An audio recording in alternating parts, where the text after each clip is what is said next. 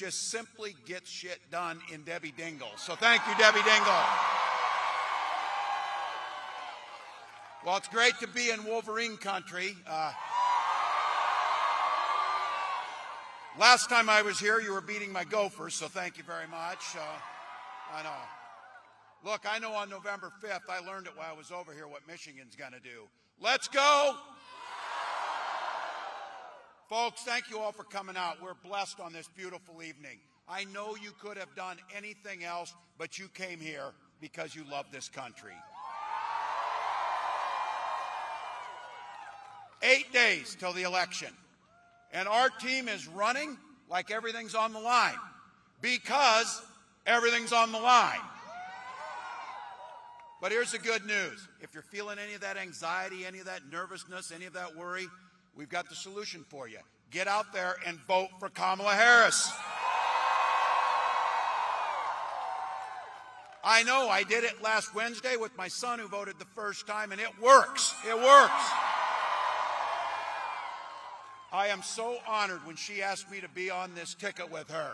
And I have to tell you, I may someday live down the fact that I screened her first call and didn't answer it. So, look, her first day, from a prosecutor to a district attorney to the Attorney General of California to a United States Senator to the Vice President, Kamala Harris had had one client, the people. She stood up for women and children against predators and abusers. She stood up for seniors and workers against fraudsters and big corporate interests. And she stood up for families and communities and took on transnational gangs and traffickers. She talks about this. Kamala's mother taught her something. When you see something wrong, don't complain about it. Do something about it.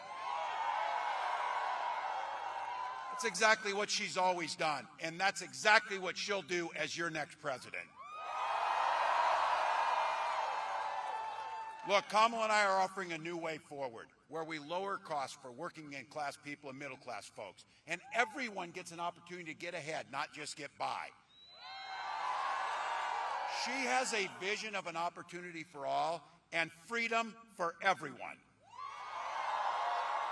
Now, look, I know some of you are here, and we got a pretty young crowd. It's a good thing, but there's some gray hairs in here. You can remember when the Republican Party actually used to talk about freedom and mean it. Turns out that this group means that their government is free to invade your office, your library, your bedroom. Look, I've talked about it. I know you got it in Michigan. It's a Minnesota thing, golden rule. Mind your own damn business, and we'll get along better. We'll get along fine. When Kamala and I talk about freedom, freedom for the people, not politicians, to make your own decisions about your own life. Freedom for seniors to retire with dignity by strengthening Social Security and Medicare. And I say this as a dad and a teacher and as a governor, free to send your kids to school without them being shot dead in the halls. And I'll take no crap on this. I know guns. I'm a veteran. I'm a hunter. Kamala and I are both gun owners. We know that you can uphold the Second Amendment, but also uphold our first responsibility, protecting our children. Interesting fact here. Both members of the Democratic ticket are gun owners. The Republican nominee can't pass a background check.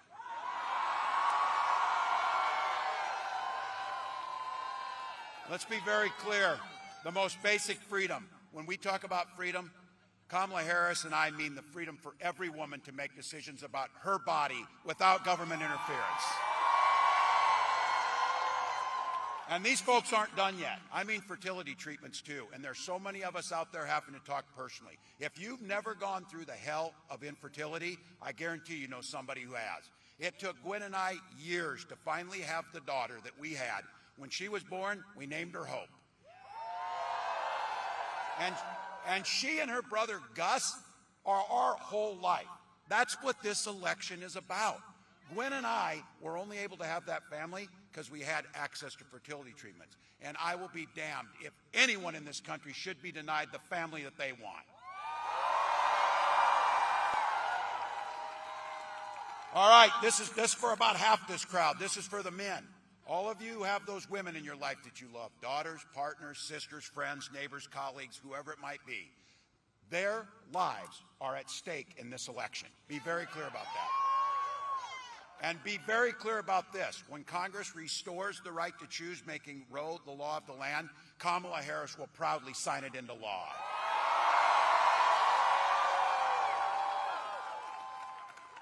"8 days to go. This election's already started. People are voting across the country. And so you know what it means. This is where I've got to do it. Huddling up a little bit here. Time for a little bit of a pep talk. Look, we got to admit it. This game is tied. 2 minutes left on the clock. We got the ball. We're driving down the field. We're doing the blocking and everything we need to do. And I know you got a saying around here that came from Bo. The team, the team, the team. And boy, do we have the right team. So all gas, no brakes for the next 8 days. Plenty of time to sleep when you're dead.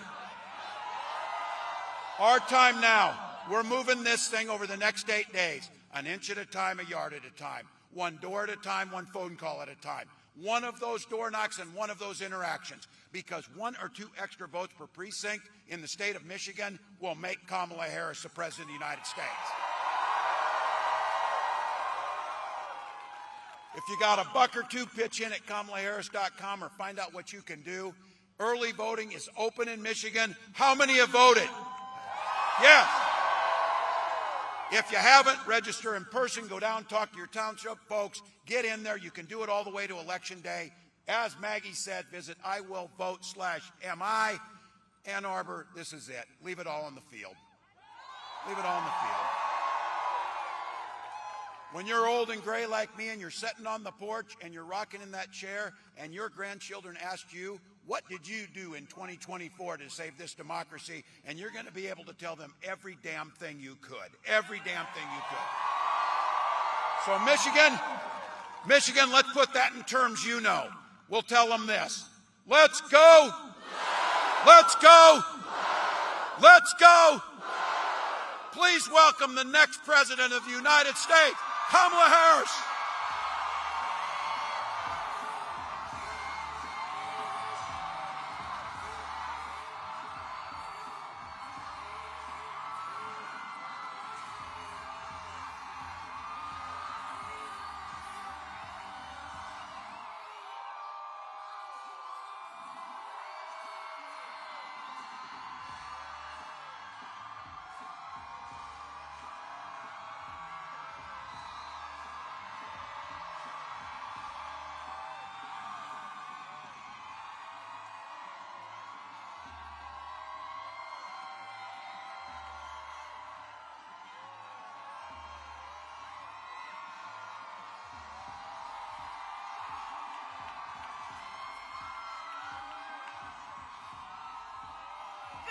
Ann Arbor! Good evening. Can we hear it for Tim Walz? Oh, it's great to be back in Michigan. How's everybody doing? Go Blue! So let me just say about Tim Walz, he's been such an extraordinary running mate. And he will be an extraordinary Vice President of the United States. And let me tell you why I love Coach Walz. As he travels to every corner of our country, meeting with people in small towns, big towns, everywhere in between, Coach Walz is always bringing the joy. He is always bringing the joy. He cares about people. He understands people. He understands hard work. And he understands what it means to be a leader who lifts people up instead of trying to beat people down. That is Tim Walz. And Ann Arbor, I can feel the joy tonight. Thank you all so very much. And we have some other incredible leaders with us here tonight. Mayor Taylor, thank you. There you are. Deputy County Executive Turfy, I thank you so very much. Lieutenant Governor Gilchrist.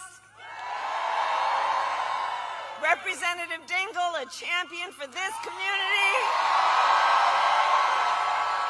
And let's also send Alyssa Slotkin to the United States Senate. We need her in D.C. And I also want to thank all the labor, elected, and community leaders who are here today. And can we please hear it again for Maggie Rogers?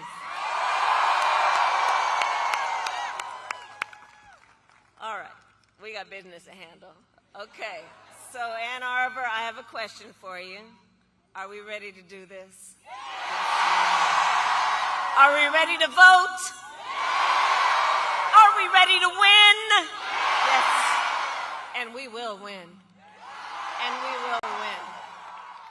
So you just heard from the coach, early voting has started here in Michigan. You can vote early now through Sunday, November 3rd. And we need you to vote early, Michigan, because we have just 8 days to go, 8 days left in one of the most consequential elections of our lifetime. And as everybody here knows, this is going to be a tight race until the very end. So we have a lot of work ahead of us, but we like hard work. Hard work is good work. Hard work is joyful work. And make no mistake, we will win. We will win.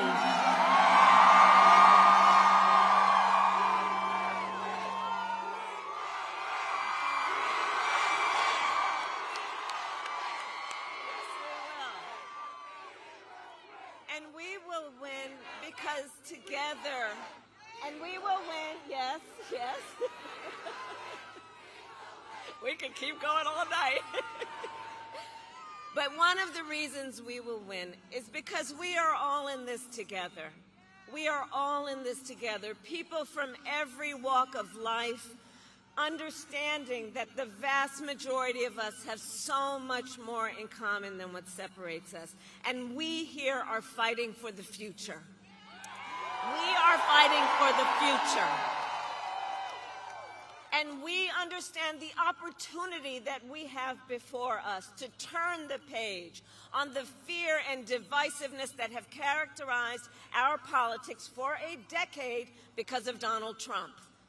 We have an opportunity to turn the page and chart a new and joyful way forward where we tap into the ambitions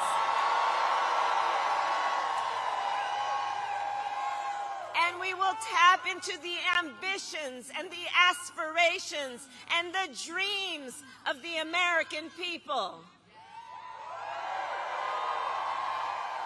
And let me tell you something, as I travel our country, there is an overwhelming call for a fresh start. People from all walks of life, and they are calling for a new generation of leadership that is optimistic and excited about what we can do together.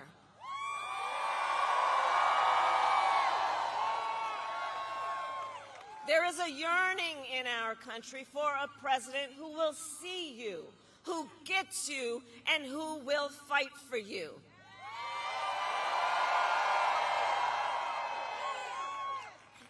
And listen, hey, on the subject of Gaza, hey guys, I hear you.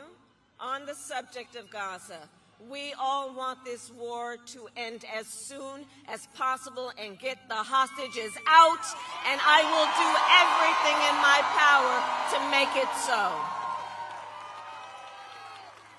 And let's be clear, we are all here because we are fighting for a democracy and for the right of people to be heard and seen. We're not about the enemy within. We know we are all in this together. That's what we are fighting for.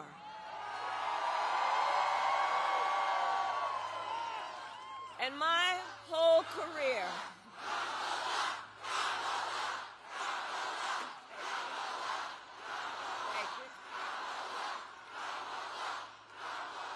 okay, now I want each of you to shout your own name. Do that. Because it's about all of us. It's about all of us. And listen, I have fought my whole career to put the people first and to put the people above partisanship. I never once asked in my career, are you a Democrat or are you a Republican? The only thing I ever asked is, how can I help you? Are you okay? And that is a major difference between Donald Trump and me,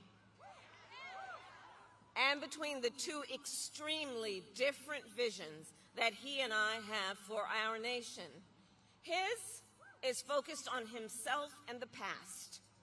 Ours is focused on the future, and it is focused on the people.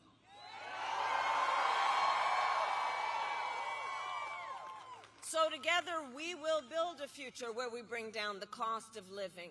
That will be my focus every single day as president, because while inflation is down and wages are up, prices are still too high. You know it and I know it. And unlike Donald Trump, who had $400 million handed to him on a silver platter, and don't forget he filed for bankruptcy 6 times, the great businessman.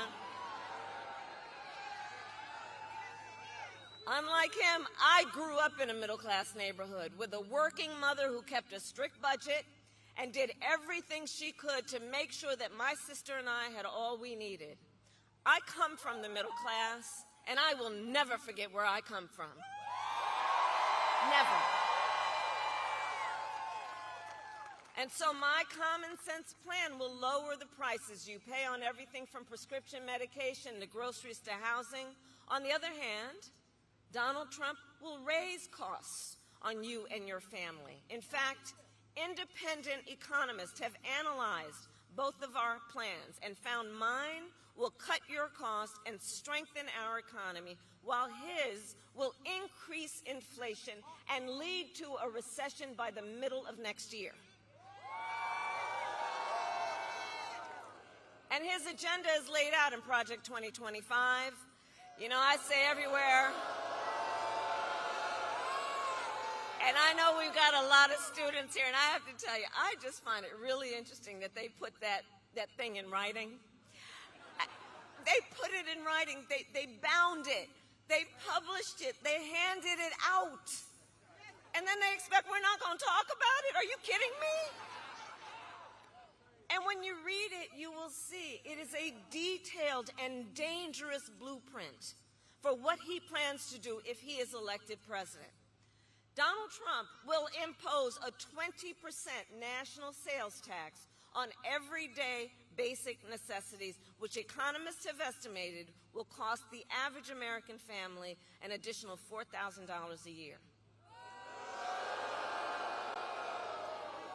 Contrast, on the other hand, I'm going to take on corporate price gouging. I've done it before, and I will do it again.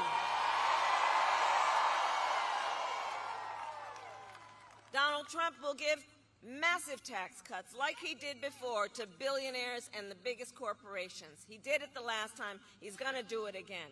I, on the other hand, will give middle-class tax cuts to 100 million Americans, including $6,000 for the first year of a child's life, because I understand how that will lift America's children out of poverty, which must be one of our highest goals.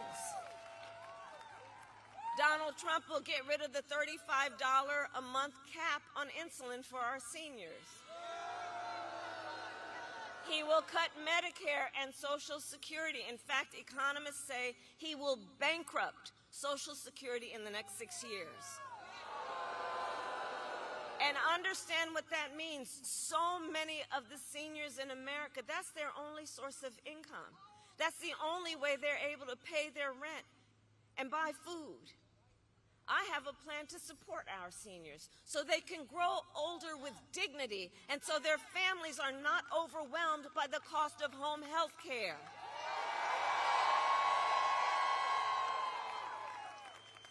On top of that, my plan will bring down the cost of housing, cut taxes for small businesses, because small businesses are the backbone of our economy,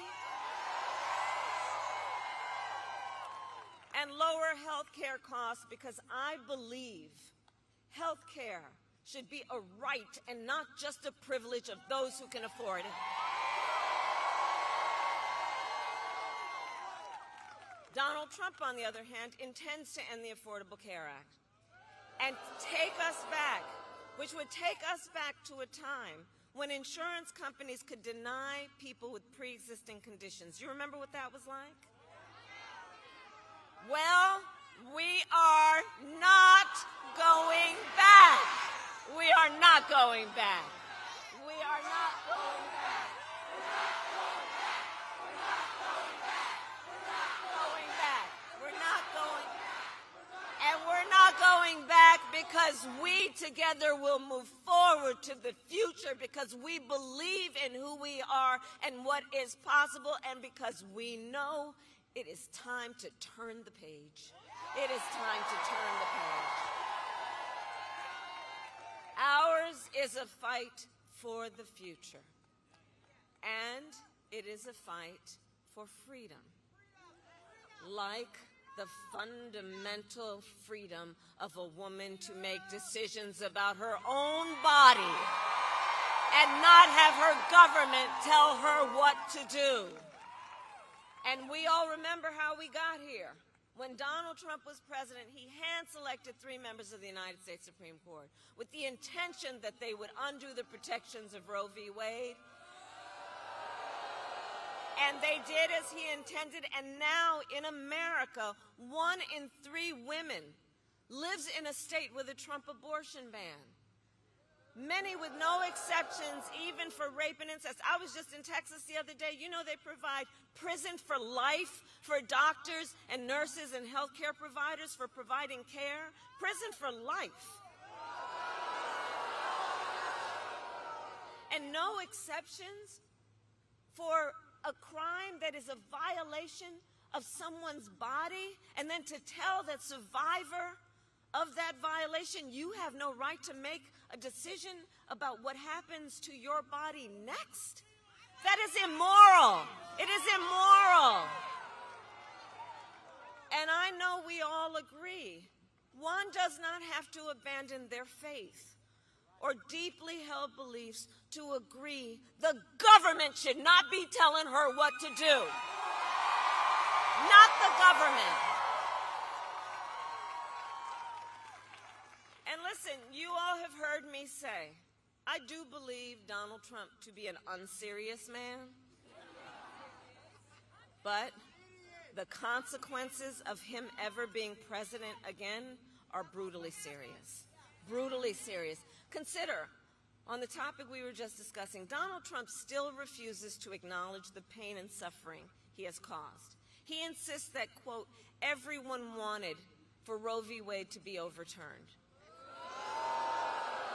Everyone wanted this? Women are being denied care during miscarriages, some only being treated when they've developed sepsis. They didn't want this. Couples trying to grow their family have been cut off in the middle of IVF treatments. They didn't want this. The men of America are seeing their daughters and wives and sisters and mothers put at risk because their rights have been taken from them. The men of America don't want this. And women have died because of these bans. How could anyone say these folks wanted this? And I pledge to you, when Congress passes a bill to restore reproductive freedoms, as President of the United States, I will proudly sign it into law. Proudly. Proudly. And I'm traveling our nation, so I have to tell everyone here, across our nation, we are seeing a full-on assault on other and additional hard-fought, hard-won freedoms and rights, like the freedom to vote. I was just in Georgia. You know they passed a law that makes it illegal to give people food and water for standing in line to vote? The hypocrisy abounds. Whatever happened to love thy neighbor, right? Attacks on the freedom to be safe from gun violence, the freedom to breathe clean air and drink clean water, the freedom to love who you love openly and with pride.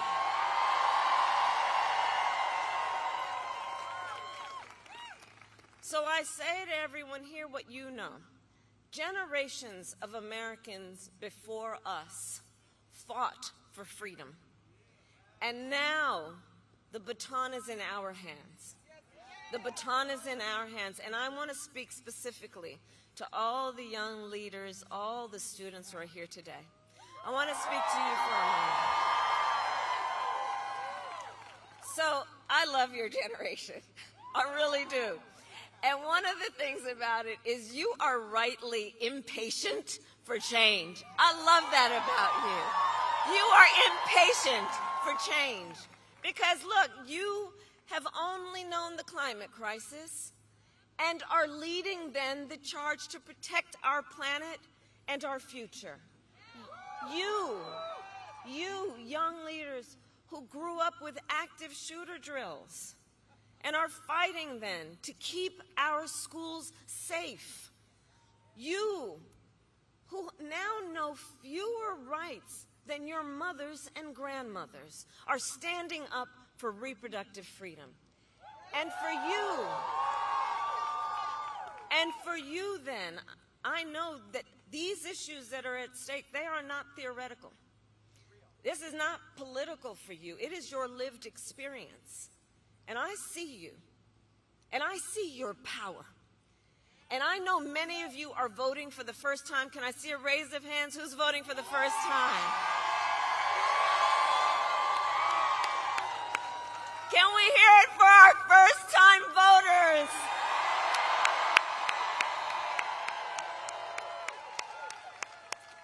See, that's why I know the future of our country is bright. That's why I know. So listen, so much is on the line in this election, and this is not 2016 or 2020. We can all see that Donald Trump is even more unstable and more unhinged, and now he wants unchecked power. And this time, there will be no one there to stop him, not even the Supreme Court, which months ago told the former president that he is essentially immune no matter what he would do in the White House. So think about it. Before, at least there was the threat, the possibility that there would be some accountability and consequence. Now the Supreme Court has said he is effectively would be immune. So just imagine Donald Trump with no guardrails. He who has vowed he would be a dictator on day one. He who has even called for, quote, the termination of the Constitution of the United States of America. And let us be clear, anyone who suggests we should terminate the Constitution of the United States should never again stand behind the seal of the President of the United States of America. Never again. Never again. Never again.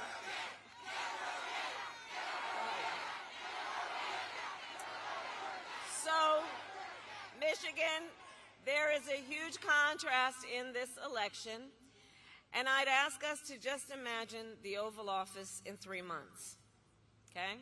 So just picture it in your head. So either it's Donald Trump sitting in there,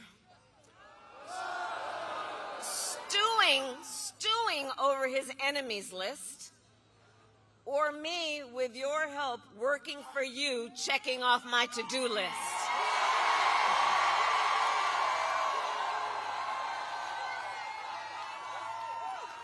So Michigan, it all comes down to this. We are here together because we know what is at stake. Everyone here, out of your busy lives, the time you have taken to be here tonight, and to be here because we know not only what is at stake, but we are here together because we love our country.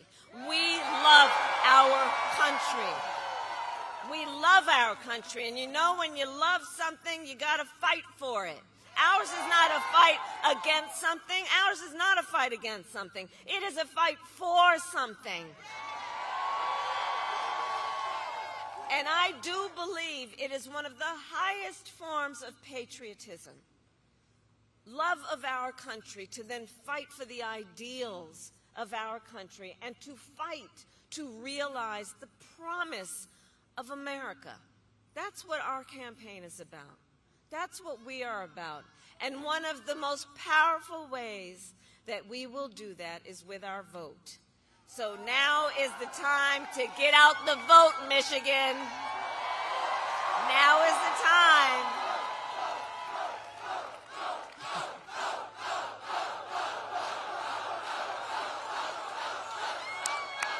And we have 8 days to get this done. So obviously, nobody here is going to sit on the sidelines. And let's make sure that we spend the next 8 days knowing that in 9 days, when we look back, we will be able to say and know we did everything we could to remind our friends and our classmates and our neighbors and our coworkers that we're all in this together. You know, there's been something about this Trump era that's been very backward in terms of trying to suggest that the measure of the strength of a leader is based on who you beat down, instead of what we all know. The true measure of our individual and collective strength is based on who we lift up. That's what we are about. And over these next 8 days, yes, we will win. Yes, we must win. But let's also approach these 8 days knowing our power to build community, knowing our power to build coalitions, knowing our power to reach out to one another, reminding us that nobody is alone, that we are all in this together. And let's do that then while we knock on doors, while we take the time to text and call potential voters.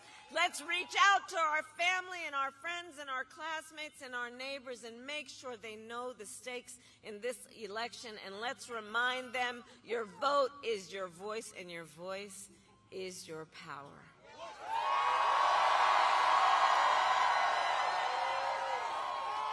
And so, Michigan, I then ask you, are you ready to make your voices heard? Do we believe in freedom? Do we believe in opportunity? Do we believe in the promise of America? And are we ready to fight for it? And when we fight, we win. God bless you, and God bless the United States of America.